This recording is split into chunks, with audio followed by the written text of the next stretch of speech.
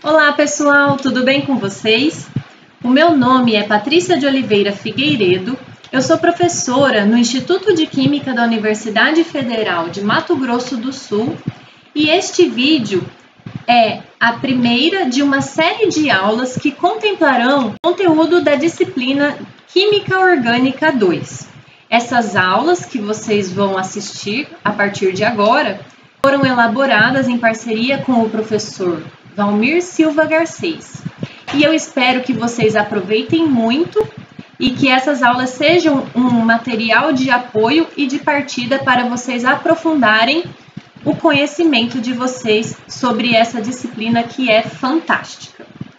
Bom, nós vamos começar a introdução na Química Orgânica 2 falando um pouco sobre o conceito de mecanismo de reação. É fato que as substâncias reagem, ou seja, substâncias sofrem transformações estruturais. Mas e como isso ocorre? Então, vejamos a seguinte situação para explorarmos um pouco desse assunto. Aqui temos uma reação química entre a molécula de eteno com a molécula de bromo e que produziu este produto, que é o 1,2-bromo-etano. Alguns questionamentos precisam ser levantados. Como essa reação ocorre? Como o bromo se adicionou na molécula de eteno? Os dois átomos de bromo que compõem essa molécula foram adicionados ao mesmo tempo? Ou foi um de cada vez? Antes de gerar esse produto, formou-se algum tipo de intermediário? E se esse intermediário se formou, ele tinha carga positiva, ele tem carga negativa, ele está na forma de radical livre? Então percebam que são muitas perguntas que precisam ser respondidas para se chegar neste produto. Então, a descrição de como uma reação química ocorre é chamada de mecanismo de reação. Bom, mecanismo de reação é a descrição, etapa por etapa, da transformação de reagentes em produtos. Então, o mecanismo, ele contempla mostrar a movimentação dos elétrons com setas, a formação ou não de intermediários de reação e bem como a participação de catalisadores no processo. O mecanismo de reação é uma proposta, é uma hipótese. Então, se a proposta de mecanismo explica, ela é compatível com os dados experimentais obtidos e permite prever novos resultados, então é possível dizer que o mecanismo é aceito como verdadeiro, tá? Então, isso é um ponto importante. O mecanismo de reação, ele é uma proposta, e essa proposta, ela está compatível com os resultados experimentais que foram obtidos, e muitas vezes é possível prever outros resultados, e daí se isso tudo está compatível, está coerente, esse mecanismo é aceito como verdadeiro.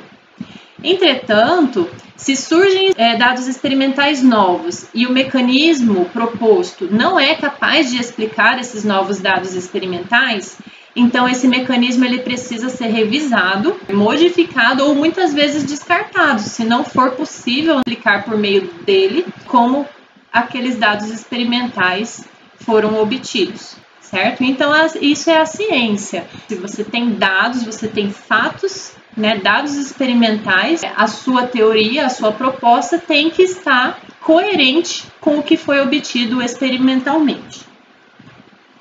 Bom, e fica a dica sobre alguns conceitos. Então, quando se diz o mecanismo da reação na verdade, subentende-se que o que está sendo dito é o mecanismo aceito atualmente para a reação é este. Se um novo fato experimental surge e o mecanismo não é capaz de explicar, né, esse mecanismo precisa ser revisado, né? Então, é o mecanismo aceito atualmente. E não se deve dizer que um mecanismo foi provado ou demonstrado. O que se pode dizer é que o mecanismo é coerente com os dados experimentais que foram obtidos e analisados, certo? Essa noção de mecanismo de reação surgiu na década de 1930. O grande nome dessa pesquisa é o inglês Christopher Kelkin Gould, mostrado aqui nessa fotografia.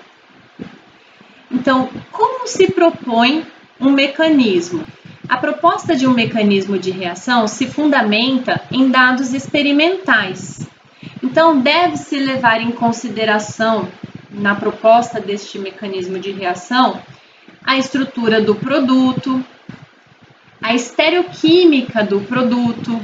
Então, por exemplo, esse produto gerado, ele tem a mesma configuração do reagente, houve inversão de configuração, há um produto majoritário, há uma mistura de estereoisômeros, há uma mistura de compostos que não têm relação isomérica. Enfim, são todos fatores relevantes para se chegar nessa proposta de mecanismo de reação. Além disso, outros fatores muito importantes na proposição de um mecanismo de reação é a análise da cinética da reação e avaliação termodinâmica da transformação química. Então, esses fatores serão vistos nas próximas aulas. Esses dois últimos pontos aqui são ramos da química orgânica estudados na físico-química orgânica e a gente vai ver um pouquinho mais sobre isso nas próximas aulas. Então, não deixe de assistir a próxima aula, ok? Mas antes disso, vamos nos certificar de que alguns pontos importantes deste vídeo ficaram registrados, certo? Primeiro, em diversas circunstâncias, substâncias reagem e sofrem transformações estruturais, Isso é um fato. A descrição, etapa por etapa, de como as reações ocorrem, ou seja, de como as reações químicas ocorrem, é chamada mecanismo de reação.